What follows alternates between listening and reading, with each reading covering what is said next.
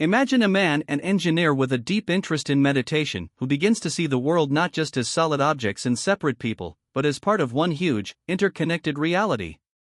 In his view, what we call reality isn't just the chairs or the flowers around us. Those are only the parts our senses pick up.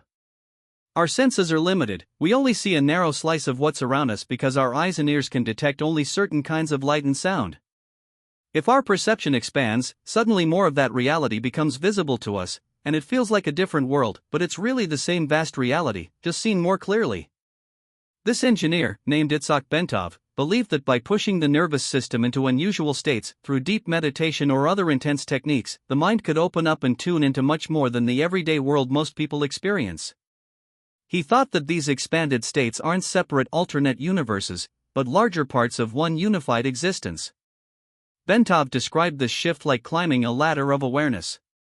On the bottom rung, we live in the physical world where everything appears separate, you see yourself here and others over there.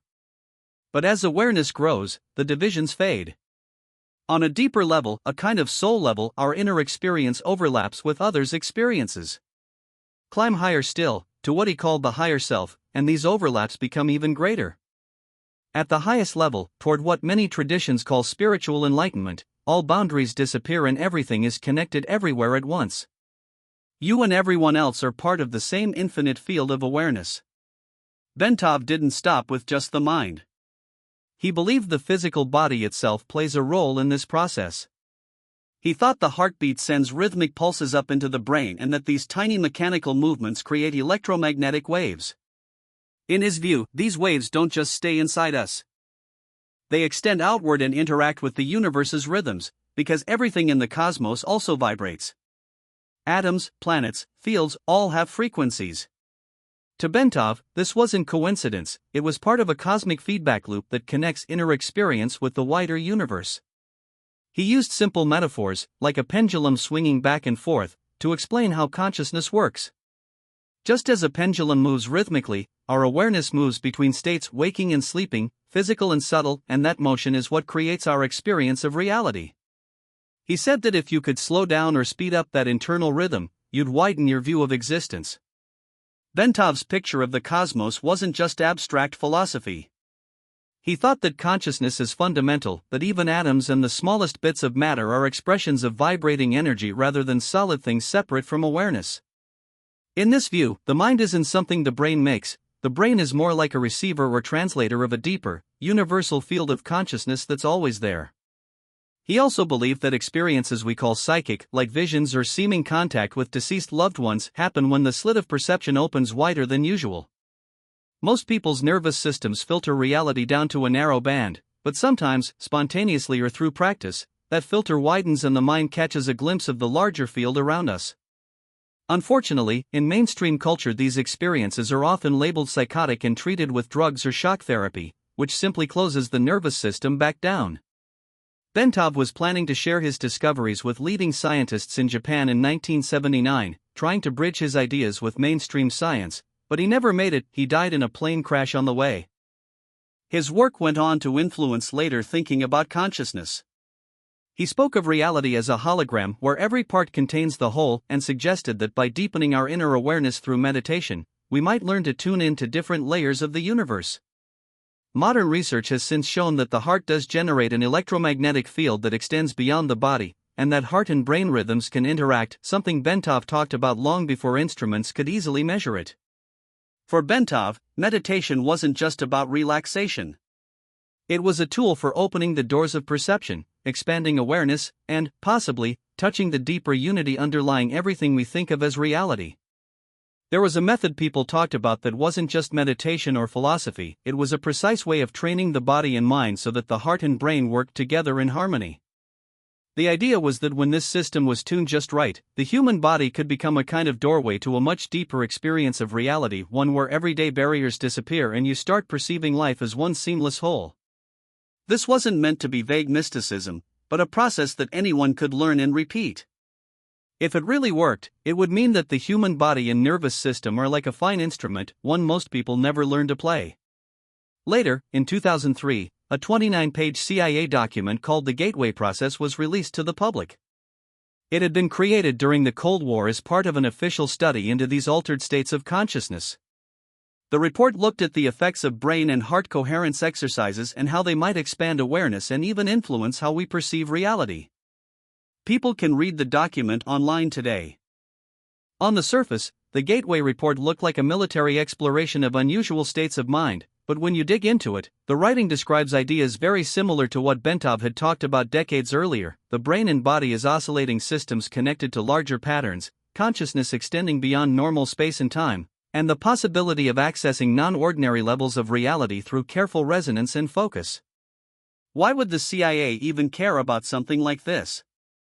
The report suggested one reason: if someone could reliably enter these expanded states, it might allow for things like remote viewing, the ability to perceive distant events or places without being physically present. In other words, someone could gather intelligence without leaving the room. The document even talked about the theoretical possibility of sending awareness across the universe or through time. This was treated as something with strategic value, not just daydreaming. The Gateway file was part of a broader set of intelligence work that mixed physics, neuroscience, and ideas about a universal field of consciousness similar to Bentov's view.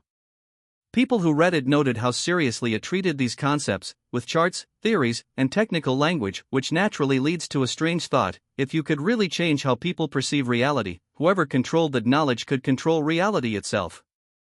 And that wasn't all.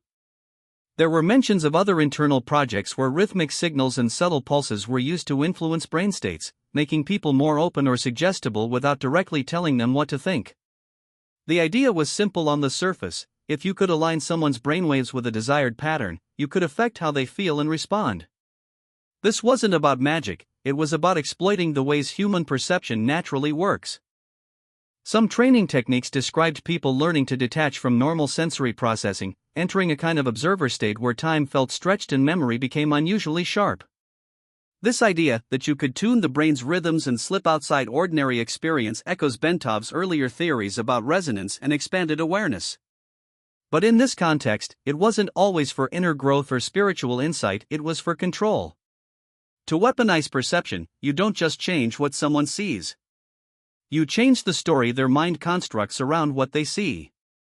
There were even claims from some people that techniques used in interrogations borrowed from odd practices where confusing language and strange phrasing were used to make someone's brain less stable, making them more open to suggestion.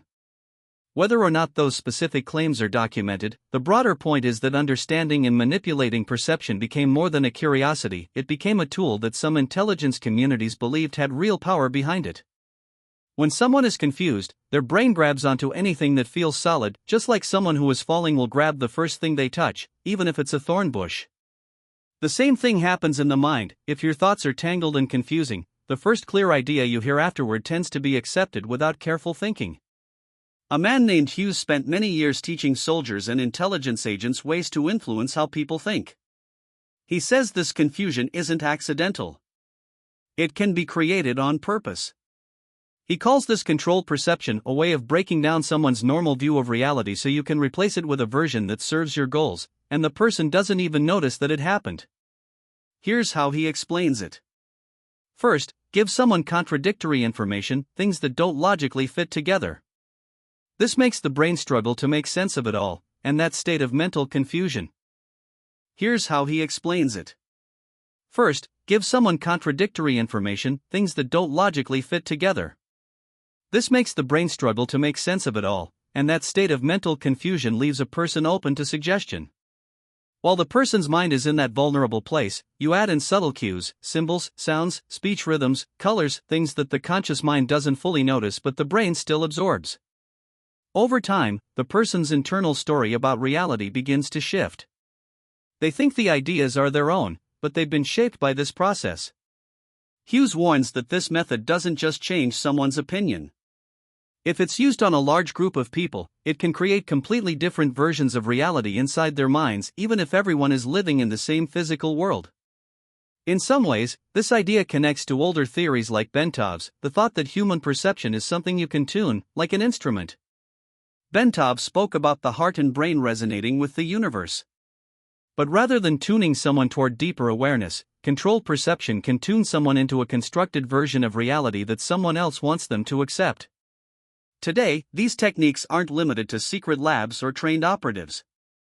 They can be woven into everyday media, technology, and conversation, influencing people without obvious force, just through repeated exposure over time. Some people claim that tools like Google were influenced early on by defense and intelligence funding, and that the way these technologies map behavior helps shape what people see and how they think. Whatever the history, the result is a digital environment that learns from every search, click, and scroll, building models that can predict and influence how people respond. Some theorists even suggest that things like the type of light screens use affect brain chemistry, lowering dopamine and making people more receptive to external cues. When the brain is in a more passive state, it's easier for information to be absorbed without strong resistance. Taken together, this means the digital world doesn't just deliver information, it creates an ecosystem that conditions the mind. It doesn't operate through old-fashioned propaganda, it works through continuous feedback loops that feel natural and normal. Your brain doesn't simply react to what's in front of you. It constantly uses past experience to predict what will come next and builds your perception of reality around those predictions. What feels like seeing reality clearly is often your brain constructing that reality based on patterns it has learned. In this loop, data feeds predictions. Predictions shape context. Context becomes what the mind believes is real. Because of that, the same systems that give you news and entertainment can also experiment with collective perception, quietly strengthening some narratives and letting others fade.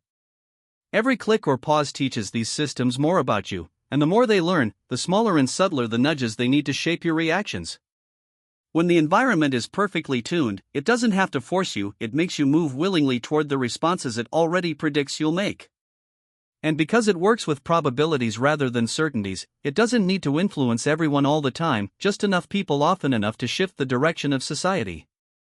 So, if perception itself can be shaped this way, the real question isn't just who controls the present, but who might already be shaping your next thought before you even realize you had a choice to make it.